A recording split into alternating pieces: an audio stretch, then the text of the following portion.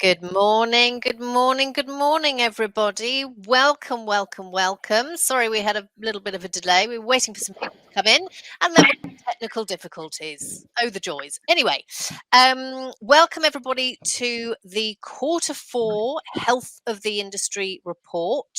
Now, the last couple that we've done have been so successful, it even took us to Parliament. Would you believe it? Now, as ever, this is very much a safe space, okay? We would invite questions throughout. So if you have a question on something that we're talking about specifically that you see on the slide, please pop it in the chat. You can also pop us a private message if you'd prefer to keep it away from the public chat, and we will get to them as we can. We also would like to have a bit of a Q&A at the end. So if you've got any other questions on something that perhaps we haven't covered session, please do pop it in the chat and we'll get to them at the end. So my name is Pia Jackson. For those of you who don't know me, I am Head of Customer Success at Slick. I'm one of the business coaches and I'm also known as the Slick Fairy Godmother.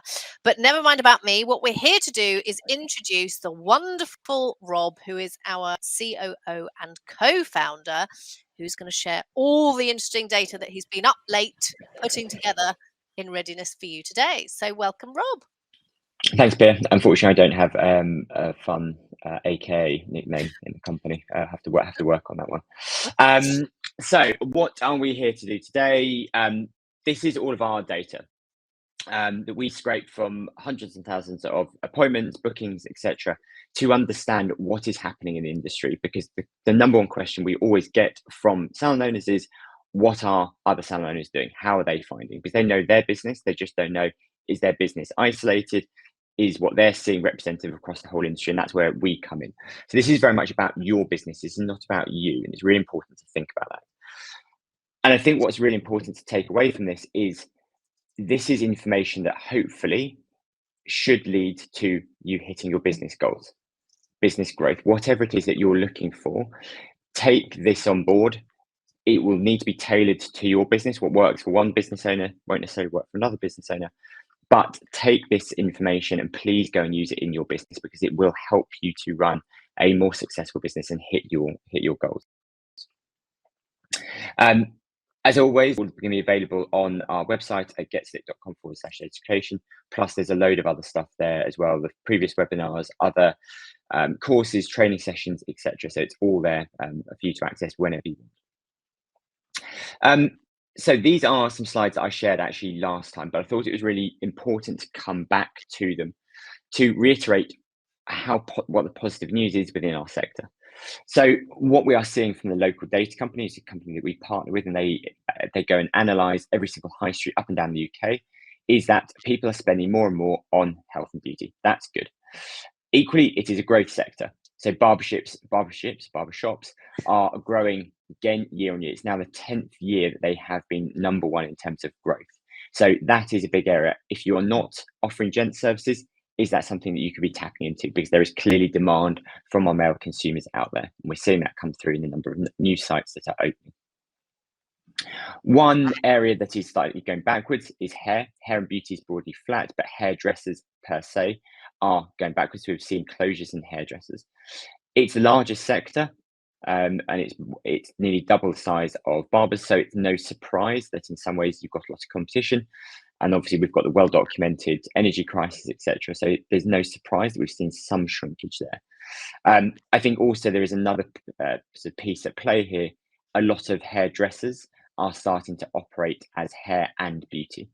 And so we've seen they essentially still operate as a business, but they're no longer just a hairdresser. They are now offering complementary services. They're offering hair and beauty, which is why they've been reclassified. So I think what we've seen over the last few years is there's been a lot of growth in the sector. That is good, because there are more salons than there have before. There's up nearly 50% in 10 years. That means more competition, plus the energy costs does mean that we have seen some closures. However, I think what is really important is people are spending. They're just choosing where to spend their money. And I think we've got some really great data to show why we should be still incredibly buoyant about our industry, because there is still a huge amount of spend going through our hair and beauty salons. I think one thing that this stuff that we see, but it's also stuff that the local data company really kind of pulled out, those businesses that are doing well are the businesses that are combining both the physical in-salon, in-store experience. And this is not just for hair and beauty, this is overall. This is retail, other experiential services. But they're combining that physical experience, but also that digital experience. And they are listening to what their clients want. And I think it's something that's very easy to do. You can, I mean, literally, there are so many different survey platforms out there, but go and ask clients, what do you love about our business? What is it that you think we do well? What do you think we could do better at? It's something that we do a lot as a business here at Slick.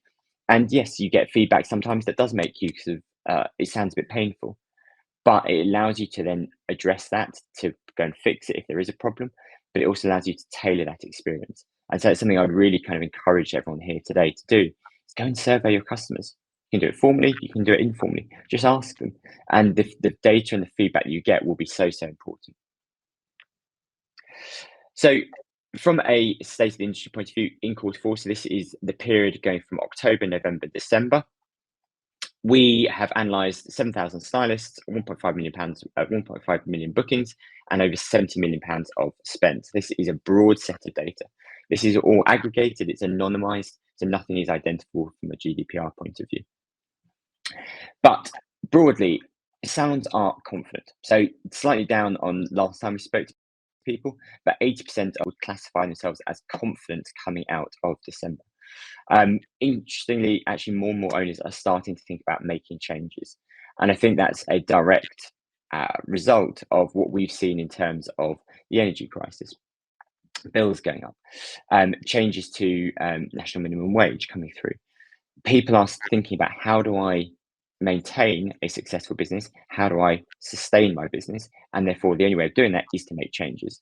And so I think if you are not looking to make changes in your business, now is the time to start thinking about it. Use this data, use what we're here today to talk about, to think about what changes do you need to make? Where's your business strong, but also where could you make improvements?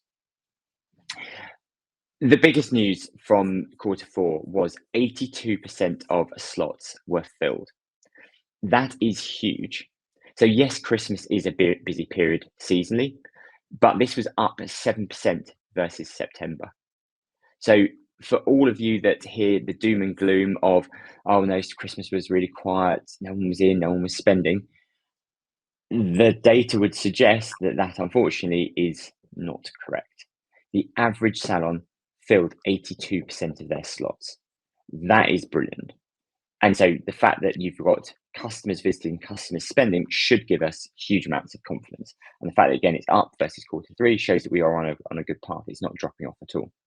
But we have got, hopefully, a poll here, do we not? We do. Excellent news. I love it when a plan comes together.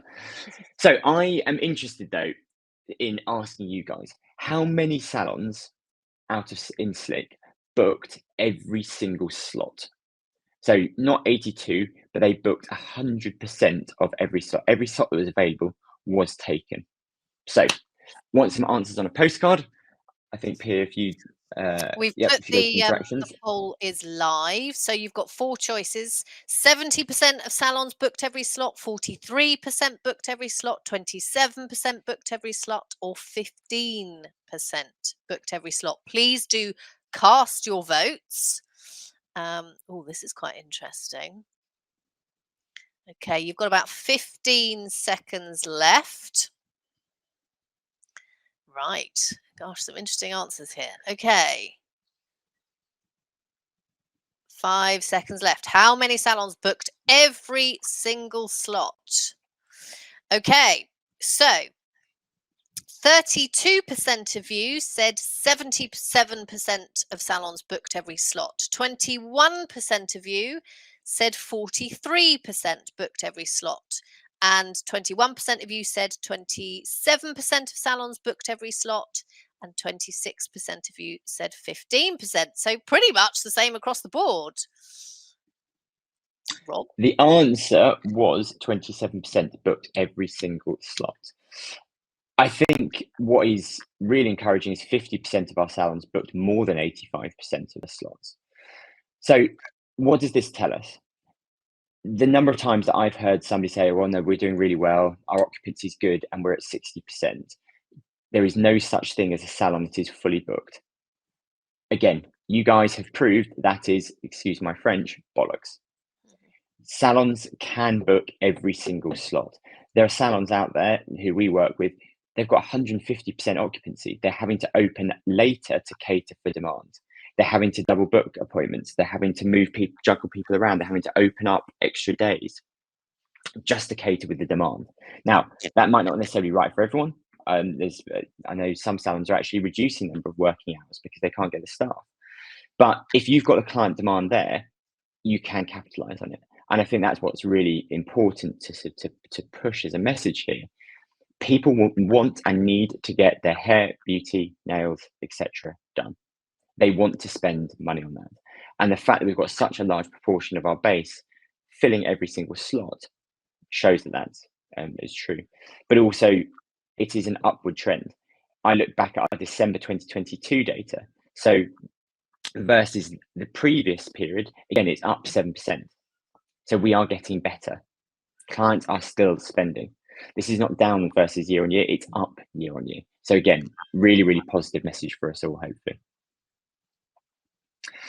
Where are people strongest? So the salons that are actually busiest are the freelance, the home salons, which again is no surprise there. Again, one person, very easy to fill up your slots. I think what is probably the biggest transformation is the larger salons. So back in March 23, they were down at 65% occupancy. They've now jumped all the way up to nearly 80%, to over 80% occupancy. And so that has been a real kind of transformation of some of those bigger salons who they're starting to get smarter about how they move clients around to make sure that they can cater for that demand. And rather than just one client always being seen by the same stylist and you have one staff member who's totally full and everyone else is empty, salons are getting better and smarter about making sure they allocate out clients to certain staff members to make sure everybody's full. Because there's no point just the owner or the creative director or the lead stylist being full. You need every single member of your staff full, whether that be employed or self-employed. It doesn't really make a difference. Pia, anything to add at this juncture? No, I don't think so. I think you've covered everything. I think the key thing for me certainly is that you can fill every slot. And I've heard this numerous times. There is no such thing as 100% full diary. There is. Absolutely, there is. And I know you're going to come on to it in a minute, but you might think, okay, so my diary's 90% full. There's no spaces left, but think about cancellations. And I know you're going to carry on. So carry on. Cool. And obviously, please do ask questions. If there's anything you want us to cover off, any advice, tips, etc., please do pop it in the chat. I think one of the biggest things that we see is what I would call kind of inequality in the salon. And so this is just a sort of a graphical representation.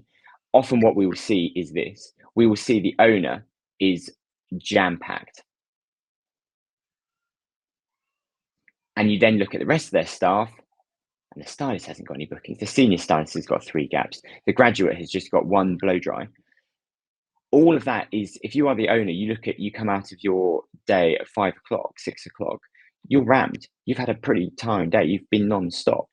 So in your mind, it's very easy to think, well, we've been busy because you've been head down on your clients. This is why looking at the data, both visually, but also in your numbers, is so important. Are the rest of your staff busy? Because that is the trick. And that is where we see people having huge success, is they are thinking not only about their own column, they're thinking about everyone else's columns. How can I fill stylist X? Is that a marketing blast? Is that something on social media? Is that doing recommend a friend, whatever it might be? Is that moving clients around saying, actually, look, I can't see you, but stylist B can see you? That is so important to running a successful business. You can't just put all your eggs in one basket and all on your column. If you can get the rest of those columns full, you will grow your business exponentially. You will make more money, even though you're paying more commission, bonus structure, whatever you've chosen to do. You as a business will be making more money. We've had a question and a comment come in. Question from Claire: how do we build emerging stylists that are newly qualified? So obviously Rob has just touched on a few points there in terms of marketing, via text, marketing via social media. It's also quite a good idea to tier their pricing so that they're at the more affordable end. I would also tap up your existing clients first, make sure that they know that there is a newly qualified stylist there. If anybody has spoken to you about not being able to afford your prices, for example, you can always move them to that newly qualified stylist. Some people do a promotion specifically for that newly qualified stylist, whether it's get a free treatment or even if it's money off. Some people do money off for a newly qualified stylist. Some people have specific days of the week. So, for example, on a Wednesday afternoon, which is specifically for newly qualified staff, where they can bring in models. So it's a slightly more affordable service. So there's various different things that you can do. Anything to add on that one, Rob? No, I don't think so. I mean, I think the pricing is obviously is key. I think also there is and this kind of comes on to Tina's question here of saying that clients request stylists they want. They do, but equally we are in a demand-led industry. If I want to cut tomorrow because I've got a meeting and I need to smarten up, my stylist's not available, I can't wait 2-3 weeks. So yes, people do want to see a certain stylist, but they will have time pressures. And so I think it's really important to sort of say, actually, look, I can't fit you in for another couple of weeks. However, if you did want to come in sooner, I've got stylist A who's available. Actually, they are priced slightly cheaper. That might work for you. And you can allow the client to make a choice. And if the client doesn't want that, then they'll tell you, so no, I'm more than happy to wait. Bring choice. Choice is good. People like choices. One other extra thing for you, Claire and Tina, is I would heavily promote that newly qualified stylist on Instagram and Facebook. Make sure that you are doing some kind of introduction. So this is Sophie, this is our new stylist, this is what she does, this is what she loves in her personal life. Make it a big deal and then promote her. So make sure that you're doing video content showing what she does, get testimonials from clients that have been to see her, and heavily promote her on social media as well, because that will also help existing clients see what kind of work she does, and also new clients who are attracted to your social media pages. Nice. Right, let's crack on with the next part. I think Piers touched on this a little bit, but again, it's all about communication. It's about giving those clients a nudge. We don't necessarily need to discount. It's about nudging clients, telling them you've got slots available, saying that actually we haven't seen you in a little while and your hair's due or your nails are due for a top up. The marketing function within Slip is incredibly rewarding. Typically, spend £1, you get £43 worth of revenue. For context, if you spend £1 on Facebook ads, you'll get between £5 to £8 worth of revenue. Why does it work so well? Because ultimately we know, and you know, which clients haven't been in at a certain period of time, what services they've had, what stylists they prefer. You can be incredibly targeted on this. And if you haven't discovered this or you don't feel confident using it, that is why you have a business coach. So please do book in sessions with your business coach. And there's a link at the end of the presentation, because they will be able to coach you through how to set these up and give you some ideas about kind of promotions, communications that you can run. Just one thing on, if we go back a slide, this has been a big hot topic this month, particularly people coming to me saying, I want to do some marketing. I'm thinking about doing a 30% discount or something like that.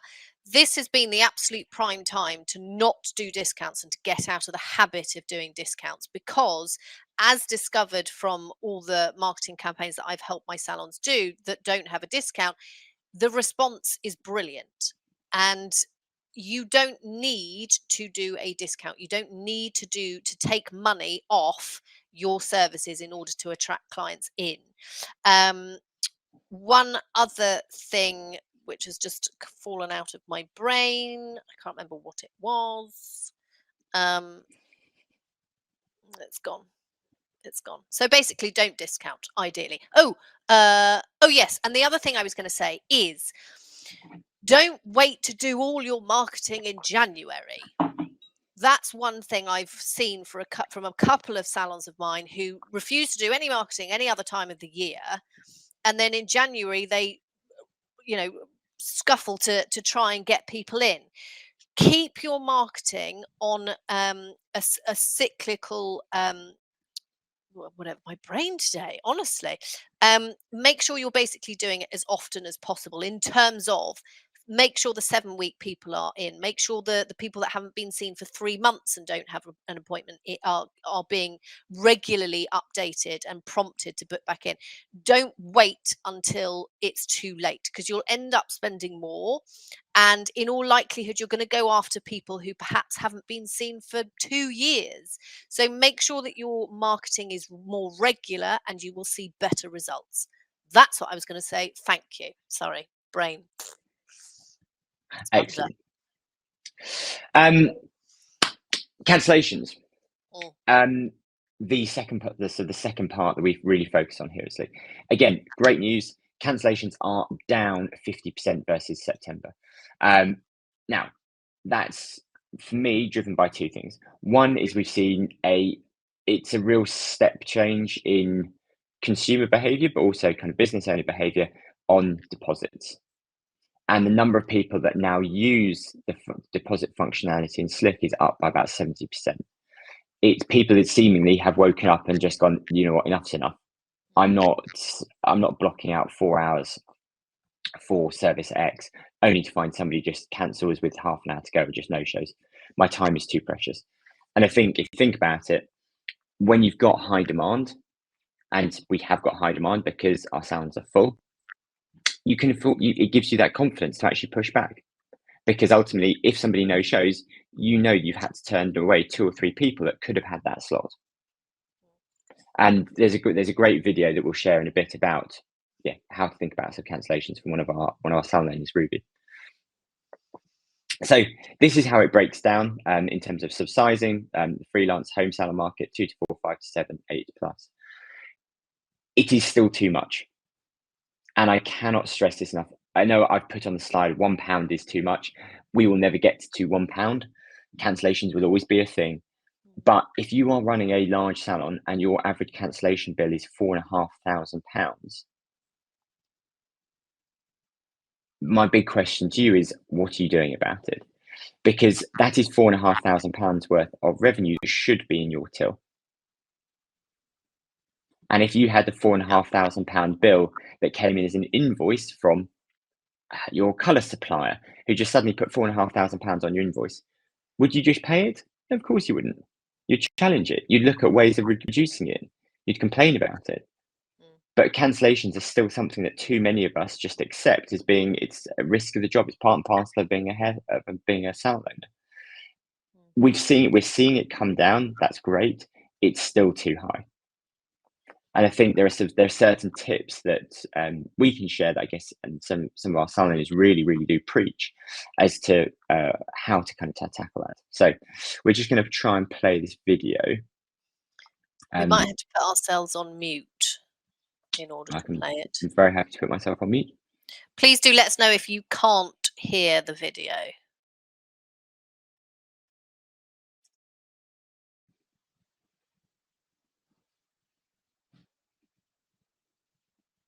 Clients that are going to come to their appointment don't mind paying a deposit because they know they're going to come, so they're not losing the money. Whereas somebody that wants to book an appointment with you and doesn't want to pay the deposit, in my eyes, I see them as someone that's potentially not going to come to their appointment. Because if you're coming, then you shouldn't have a problem in paying your deposit, because you're gonna pay it anyway, because you're gonna come to the appointment. If somebody doesn't want to pay an appointment, that's a red flag in itself. Why don't you want to pay a deposit? Are you not going to come? Are you going to waste my time? So somebody like that, you don't want as a client. You only want clients that are happy to follow your rules and respect what you're asking them to do. Do you want to maybe give the backstory to the fabulous Ruby? Yes. So the fabulous Ruby is the manager of Leaf Hairdressing, and they were struggling enormously with cancellations. Their cancellation bill was huge, and if you think about it, over a year, it adds up to a huge amount of money. So they decided to implement a blanket deposit policy across all bookings, and she herself has said that she's turned into the deposit police. And it has improved their business so much. They are making so much more money because they've set boundaries in place with the clients. They informed the clients that they were going to do this. They've made sure they've stuck to their guns when a client has said, I can't believe you're doing this. I find it, this is extremely disloyal to me, which you will get. You might get one or two clients that say that. Those are exactly the clients that you want to be protecting yourself from. However, the vast majority of their clients said, yeah, I don't know why you haven't done this before. So they now take deposits for all of their bookings, doesn't matter what it is. And they have a system whereby they chase up deposits. So if a client has not paid their deposit 48 hours before their service, that booking is taken out and they get another one in to ensure that their diary is full and it is profitable. So any of you who are watching this morning, do feel free to put in your own experience of having deposits if you've got them in your salon. And if you haven't got them, please put in your questions, your worries, your concerns about deposits. It's a very hot topic, but it's extremely important to implement. Yeah, I mean, I think you've kind of summarized this really well, Pia. I think it's that communication of your new policy, and that's both online, in store. It's every touch point. It's your Instagram, it's your website, it's the countertop, it's the window. People then can't say that they haven't been told. Another great way of doing it is then to follow up with your SMS reminder. So in July, we introduced a new feature called the SMS bolt-on, which allows you to send a customized cancellation policy or whatever you want alongside the free reminder that we already send. So again, that makes sure that the client is being told 48 hours out, this is our cancellation policy. So if you are thinking about no showing, here it is in black and white. And ultimately then, if you then locked it in with a deposit, doing those 3 steps is going to massively reduce any risk of cancellations and no-shows. It's very, very easy to do. All of that is essentially either you're doing it as a one-off or you can automate it. So it's not time consuming for the staff. And I think once the staff have been trained on it and once customers are aware of it, as Ruby said, people don't challenge it. Exactly. And just on the cancellation policy SMS bolt-on, I have seen huge success with this in my salons, because you've got to think, if you asked your client today, what's our cancellation policy? They'll go, I don't know. But if you send it to them with their reminder, it will deter them from cancelling. And I've seen huge success with it. Kerry says bolt-ons have been great, definitely made a difference. Martin says, I think I'll be putting a deposit on all new clients. However, with our regulars that have been coming for years, I will leave it to the stylist discretion. And that's absolutely fine to leave it to the stylist discretion. I always say, take it from 3 types of clients: new clients, high ticket items, and the ones that we know are repeat offenders. The other thing to think about is make sure that the team feel comfortable with asking for a deposit. If you don't have a deposit script in place, get one. Ask us. We've got some scripts available. It just means that they feel confident in having that conversation and chasing up with the deposit and making sure that the boundaries that you have set are in place. Claire says, haven't used them as a blanket rule too much, but have a meeting with Tanae today, so I'll discuss for new clients. Excellent, Claire.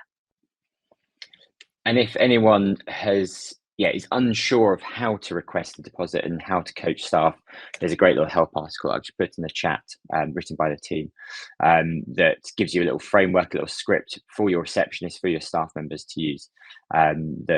We've seen work really well, so it's nice to be able to share that. Great. So next piece of good news, average bill. UK average is 60 quid. So this is always the stat that you have to put a big disclaimer on. What is a good average bill in Cornwall will be a very different average bill to that in a small village in the northeast. There will be regional variances, and that is totally fine. I think what is the most important thing to say here is average bill is flat versus September. So whatever it is, whether it's 60 quid, 50 quid, 70 quid, 80 quid, doesn't really matter. Average bill across the Slick estate is flat. Why is that important? If you think about it this way, if people could not afford your services, you'd be having to discount. So your average bill would be down. Or if people weren't able to afford your services, they wouldn't be booking. So white space would be up. The fact that we have got an average bill flat and occupancy, which is up 7%, shows that people want to spend money and they are comfortable paying your prices. Because if they weren't, one of those two things would be down. So this should give us huge amounts of confidence going into 2024. People are prepared to spend. People are continuing to spend. And I think a lot of people have been taking this confidence and they've been really executing a couple of our key tips. The first is pricing. This is Pia's her big thing that she loves to talk about, because for us, pricing is something you have to get right. If you are not pricing properly, then why are you in business? Because you need to understand, are your services profitable? Pia did a great webinar a couple of weeks ago. There's a free gift and a free calculator to calculate what is the right pricing that you should be looking at. But again, now is the time to do it. If you haven't already done it, now is the time that you should be talking about changing the prices.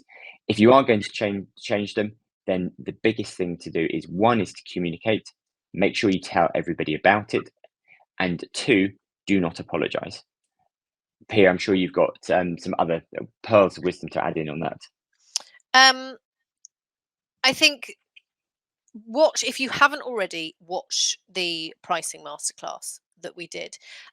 When you're doing your communication, I always find it best to do it into two chunks of clients: those already with a future appointment, those without a future appointment. Send them a slightly different message, but don't apologize. You have to stick to your guns and say, this is what's happening. It's coming into effect from this date. Book your next appointment. We are an underpriced industry as it is. So if you haven't already, please do a price increase. I know some people are waiting until April. But yes, if you haven't already, please do a price increase. Speak to your business coach and they can help you go through all the numbers with you. And make sure you are pricing for profit. It's the best foundation to make sure you're profitable. Yeah. The second big driver of average bill that we've seen working quite well, but is also a great kind of principle, is then thinking about bolt-ons and added value elements that you can add in. So in December, we launched e-gift vouchers. Those salons that are selling e-gift vouchers, so they're only doing it for a month, they have seen a 5% increase in their average bill when selling vouchers. It's part of the subscription for one of the features in Slick that's free. You're not having to pay anything extra for it. You're not having to do any extra work for it.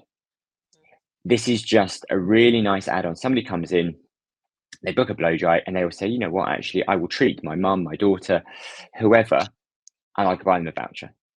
Yeah. That's an additional 25 quid, 30 quid, 50 quid, whatever it's going to be, that is in your pocket that wouldn't have been there otherwise. And again, it is zero extra work. It's so easy to set up and it makes such a difference. I mean, if you think that for just turning those on, you're getting a 5% increase, that's huge. One other thing on gift vouchers, there are a lot of salons that will say, well, I've already got gift vouchers, physical ones in my salon. I'm going to use those up first. Keep using them. You might as well. However, what this allows your clients to do is to book and buy a gift voucher through your online booking link. So when they go to book online, at the very top of their online booking, they will now have a purchase gift voucher link. So they can do two things at once, which is fantastic.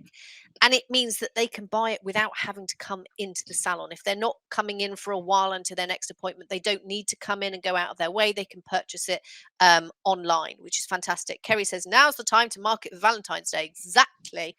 The other thing is, if you've got your e-gift vouchers on, a little extra tip is to buy some very cheap photo frames from IKEA or B&M. Make a little image that you can put in front of the client, and I would have QR code to purchase gift voucher, QR code to leave us a Google review, QR code to our online booking link. Print that out, put it in the photo frame, stick it in front of the client. Whilst they're sitting in there having their hair done, they can then do all of these things on their smartphone. It's very easy to do, and it just means a little bit of extra money in your till. Great advice. So I think one thing we always have say, yes, we do these webinars quarterly. There is a load more to content education on a day-to-day basis. So it is all on Instagram. All of our replays are there. There's regular videos from the team, tips from people like Pia. So please do not wait to use just these webinars. These webinars are great. They allow us to go into a few things more in depth and have a bit more of kind of an interaction here. However, follow us on Instagram. If you're not doing it already, you should be. That is where a lot of our education is. So if you're looking for advice, tips, please go there. Use your business coach as well, but a lot of it is already on Instagram, which means you can literally just scroll through it, find what you need in the evening or a quiet moment at work. And that could be the difference between being hugely profitable or maybe even struggling. So big call out there from us.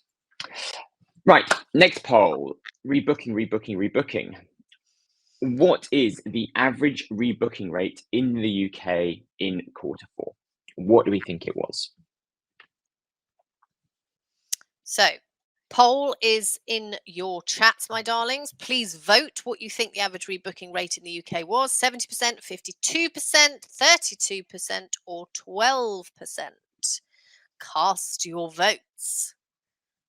Oh, interesting. People are voting. You've got about 35 seconds to cast your vote. What was the average rebooking rate in the UK? Oh, interesting. Okay. You've got about 20 seconds left. Nobody thus far has voted for 12%, which is good. That's comforting to know, darlings. Well done. Okay. Right. So 70%, 32% of you voted for 70%. 53% of you voted for 52%, and 16% of you voted for 32%. So what is the answer, Rob? The answer was 32%, which was for me pretty shocking. It's dropped by 52%. It's a massive drop. And I think this is a really good discussion point because, again, speaking to salon owners, well, it's Christmas, they've just had their colour done, they've had their hair done, they haven't got any money in January, they don't want to rebook. It's a very easy excuse. The trouble is, if you're not rebooking your December clients, who's coming in January? And obviously, if you just had a balayage done in the middle of December, you're not booking back in for another balayage in January. No. But what could you be booked back in for? Is it a fringe trim? Is it a blow dry? Is it a manicure? Is it a treatment? Anything to get people in salon, because once they're in, that is where they will be spending money, but you've then got the opportunity to sell them a gift voucher, retail products, cross-sell them across into beauty. Maybe they might be bringing in their daughter or their son in. And so suddenly a slot that was essentially costing you money because you're paying for rates, wages, etc., and you had nobody in that slot, you've now got somebody in that slot. That is then a revenue opportunity. And I will guarantee that the rebooking rate will massively pick up when we do this next webinar in early April. But it really shows the importance of keeping that rebooking high. Doesn't matter what they've had, we should be rebooking them. And I think we have to, I think sometimes some of the owners I speak to is the mindset is rebooking is just rebooking them for what they have had today. That is not the case. It is rebooking them for another visit. Doesn't matter what that is, what service that is, it is getting them back in the diary. Yeah. Because you're securing next month's revenue. Otherwise, if you don't rebook, you're just starting every single month from scratch. And that's a really, really long, hard slog. And so I think it's a good reminder for us that, yeah, rebooking has to be a priority. Please, please do not take it for granted. And it's interesting, actually. There's been a very stark contrast in my salons, some of whom are very empty, you know, anything less than sort of 40%. And then you've got some who have been absolutely ram-packed in January. And you've got people saying, well, it's January, it's really quiet. Doesn't have to be the case. The ones that have been ram-packed, I know what they did in December was they rebooked the client's next 2 to 3 appointments. They've also got a rebooking script. Do your team know how to rebook? Are they saying the right words?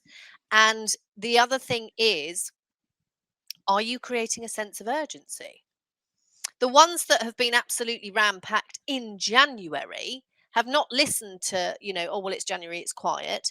They've gone gung-ho with the, if you want to get in with me, you've got to rebook now because I am ram-packed. And they've continued that script and that theme to their clients to make sure that there's a sense of urgency so that their clients get booked in. And it's worked. They're now 70, 80, 90% full in January. Terry, I know you're on here and I know that you are ram-packed in January. So it's prime example that we don't have to just accept January for being a quiet month. If we prepare, like Kerry, 96% booked for January and 76% already for February. And that's because she's got everything in place and her rebooking starts as soon as possible. And she's rebooking the next 2 to 3 appointments. So rebooking is key. Thanks, Kerry. Exactly, I think, again, Martin would be a good one to discuss with your business coach and to look at, well, what is what do we do in December that could have helped January? What are we doing in January? Obviously, without getting into seeing the numbers and looking at it, it's quite hard to advise on that one. But I think the key message here is it can be done. It doesn't have to be quiet.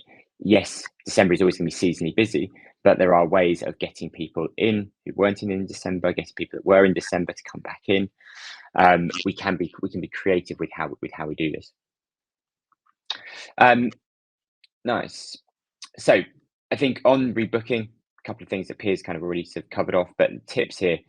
It's important that staff understand why. It is not that it's not just a reason for you to say, well, actually, yeah, it's just what we do and we have to do it. They need to understand why rebooking is so important.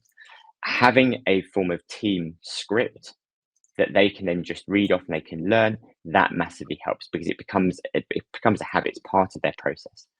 And then equally, there is a safety net. We can send a rebooking prompt so that the system can automatically send out a message for anybody that hasn't rebooked. If they did rebook, they won't get the message. But if they didn't rebook, the system will detect that and say, hey, Pierre, we noticed you didn't rebook. Here's a link, or call us on this number to rebook back in. So think of it as a safety net in case anyone does slip through and doesn't get called by the receptionists. Visit frequency. Again, more good news. Average visit frequency stabilizing around 11 weeks. So again, this hasn't massively improved, but contrary to, again, some of the doom and the gloom that you read in the press and in some of the trade press of clients are leaving it longer and longer and longer, it's not getting any worse. It's certainly not back in the sort of peak of back in when I started working in the industry in the sort of 2000s of average visit frequency at sort of 7 weeks, 6 weeks. It is definitely been strung out, but that is partly a trend thing with the sort of trends, especially within colour, like balayage. Also, the pandemic has definitely had an impact, but I think certainly it is stabilizing, which is broadly good. I think visit frequency, though, where we see a huge difference in our businesses are those that are using online booking and those that aren't. If you are businesses that are using online booking, their visit frequency is 23% better than those that are not using online booking. Why? Because you're basically making it easy for clients to book. They can book on their phone 8 p.m. at night, 10 p.m. at night, 11 p.m. at night, 12 p.m. at night, whenever it suits them. You're not reliant on you answering phones, DMs, WhatsApps, etc. And again, we can talk about this till the cows come home. You can set the system up however you want. If you just want to offer gents cuts and blow dries because you're too scared about offering color, do it. You can set it up for one staff member, maybe just your junior or graduate. You can dip a toe in the water. It is not a binary online booking on or off. You can have different levels of it. But if you are not using the online booking functionality, you are missing out, because the online booking is one of the biggest drivers of client frequency and getting people to come back in more frequently. Because think of it from an inspiration point of view. They see you post a great photo on social, beautiful blow dry. Client goes, actually, you know what? I need my hair done. I've got an extra 45 minutes, an hour tomorrow. I'll see if they've got any slots. Click on it. I can see a slot, I can book it, and it's done within 60 seconds. It's much easier than trying to phone up, phone's engaged, phone back, oh, sound's now closed. I'm not going to phone up tomorrow because that moment's gone. It's all about converting people on when that impulse, that desire hits them.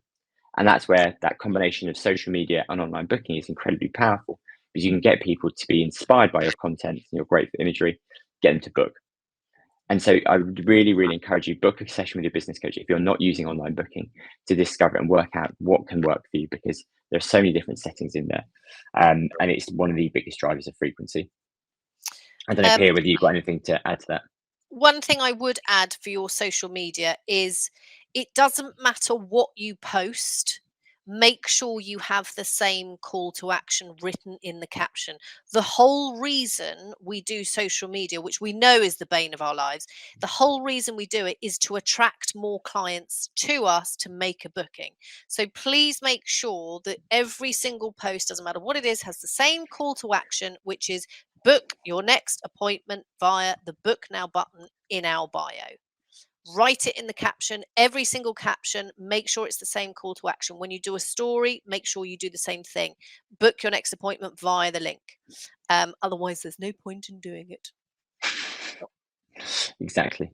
Any other good tips on trying to improve client frequency, Pia?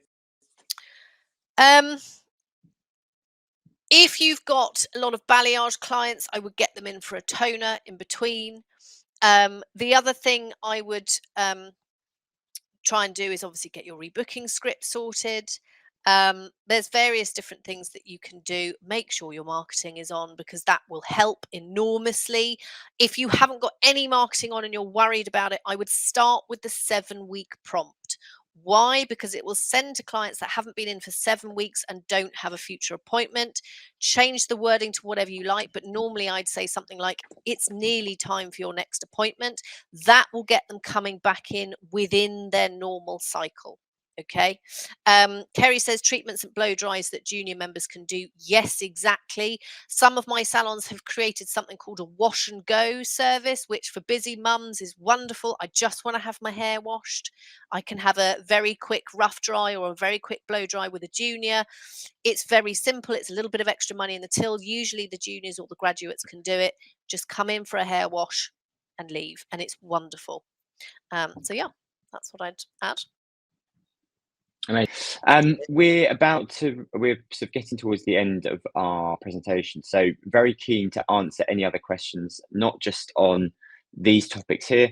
If there are other things that people want to discuss or get our opinion on about the rest of the business, other things that we haven't sort of covered off, then please do pop them into the chat and we'll cover them off. You can always send them to the private chat as well. Oh, we've had one already. David, I have heard that there is a campaign for salons to have VAT reduced. Are people aware of this? I've seen a lot about this on social media and places. Rob? Yeah, I mean, I think there was some press coverage at the weekend on BBC, on ITV, yeah, exactly as Kerry said, and talking about the rate of the VAT rate, and how essentially for some people it penalises growth, and it obviously drives people to then try to stay below the VAT threshold, and then obviously then look at a sort of self-employed model.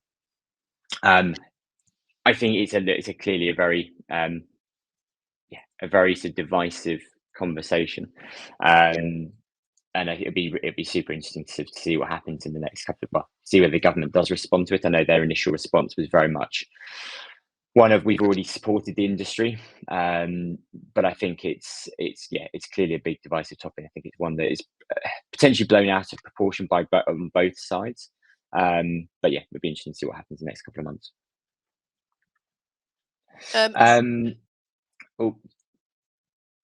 Zoe said, are we allowed to change the colour scheme on the slick social media templates that we have? There are numerous different colours on there, but if there's something that you're not seeing that you want, Zoe, please do shout. There should be enough for you in different colours. Is it something specific that you're thinking about? Is it e-gift vouchers, or is it Valentine's Day? Let me know. You can always send me a private message if you want to, and I'm sure we can look into that for you. But there should be plenty. Just more neutral. Okay, interesting. Catalina, darling, I think you're on the chat. So let's see if we can do something for you, Zoe. Talking of which, Zoe, do you use Canva? If you want to create your own social media templates, go to canva.com. And you can always create your own ones there. There's some really easy templates to use and just change up for you. Kerry says, didn't think that guy that was on the news did our industry any good, to be honest. Say how you really feel, Kerry. Yeah, interesting. Yeah, I think for me, one of the final kind of plugs here is, I think you hopefully know us well enough by now. For us, education is such a huge part of what we offer. It's simply offering a booking system is one thing, but it's to say, the way I think about it is, it's like a colour house. If L'Oreal just produced colour tubes and no education telling you how to use it, nobody would use their product. So for us, it's exactly the same. We are here to help you use our product, and we want you to get the most out of it. So there is a huge amount of content on the website: help articles, blogs, YouTube videos, webinars, pre-recorded ones. Equally, you then have access to your business coach to book a one-to-one business coaching session, where you can then get their expertise and their input in on your numbers, and get them to kind of provide some recommendations, because obviously they're working with hundreds and hundreds of other salon owners around the country, and they therefore can advise, look, I can see what's worked for this person, maybe let's try it here. And we're constantly evaluating the trends that we see, to help best advise our businesses, to use the tools that we make available, but also to get the best results possible. Have we got any more questions? I think one thing that I saw come in a while ago was Kerry making a point about marketing for Valentine's Day. And this comes back to one of Piers' points on marketing. It is never too early to start. And rather than thinking about it as just, well, I have to send out a message on or campaign for Christmas, it's try to find opportunities throughout the year where you can then link back to target clients. Again, the traditional Valentine's Days, Mother's Days, Father's Days, those are all very easy ones. But any opportunity that gives you a space to reach out to your clients, to give them a nudge, whether that be a new service you're offering, whether that be a new member of staff, whatever it might be, new products, it's the more you can engage your clients to make sure that you're front of mind, the better. Because ultimately we're competing with restaurants, we're competing with hotels, we're competing with spas for what we would call a share of the customer's wallet. And that customer is going to spend 60 quid. Are they going to spend it 60 quid with you, or are they going to treat themselves to a night out, go to the cinema or restaurant? The more you can be in front of that customer, the more they're going to spend with you, rather than going and spending that elsewhere. And that's ultimately why we're here. So I think it was a great point from Kerry around, so Valentine's Day, it seems like a long way off. it's not. No, and just something to note here. I know often people think of marketing and immediately panic that you're going to be bombarding all your clients. The system is so smart, it's smarter than all of us put together, and you can filter different segments of clients, and I would aim for that. So if you've got your automated marketing on, brilliant. If you want to do anything extra, you can segment different types of clients, so you're not bombarding all of your clients at all the same time. Filter them by staff member, filter them by service type, last visit, next visit, spend, loyalty, all different types of things. Obviously, if you need help, speak to customers, your business coach, and they will help you. Kerry says also advice on retail, and they may advise on retail and they may purchase more products. You are only advising and they normally take 1 or 2 products. Yes, key thing, especially if you're trying to upsell treatments, toners, retail products, all that kind of thing. Make sure your team feel comfortable with educating. It's not a sale, and they've got to get out of this mindset of selling, because I know it makes them feel uncomfortable. They are educating the client. They are in a position of power. They are the expert on what that client needs in order to keep their color looking fresh or whatever. So make sure that they are comfortable with upselling, and maybe give them a little script, try it out, role play it, make sure that they feel comfortable with upselling, and therefore educating clients to bring in more money. Other great tip, and this is an old one on retail, is power of 3. So 3 products. So don't just put 1 product in front of the client. Don't just put 2 products in front of the client. Put 3 products in front of the client. I can't remember the exact stat. It's many years ago from my days at L'Oreal, but clients are 25-50% more likely to buy a product if there are 3 products in front of them, because they will look at 1, 2, 3. You then feel a little bit more obliged to then buy one because you've been given choice. Whereas 1 product is very easy to go, well, that's not right for me, I don't like that, or I don't need that, I've already got a shampoo. Whereas if there's a shampoo, conditioner, and a finishing product, spray, whatever it might be, chances are there's going to be something that they do actually need. So that's another smart tip to take away if we're talking about retail and driving that average bill. Yeah. Excellent. Pia, anything else from you? No, I think all good. No. Claire says, super helpful webinar, thank you. You're very welcome, Claire. Glad it was useful. Good. I think obviously there's a survey at the end, so please do fill that out. Obviously we'd love to hear from you guys what you'd like to see more of, what content you'd like to see less of on these sessions. So please do give the feedback. We do look at all of that. We do then use that to then decide what we're going to do next time. So please do fill it out. Please do send any comments across. Equally, if you've got something longer to say, please email us or use the live chat, info@getslick.com. Because again, we'd love to sort of tailor this to what you guys really need. Hopefully this has been helpful. Thank you so much for joining us today. And hopefully we'll see you very, very soon. Thank you, everybody. Have a lovely rest of your day. Bye.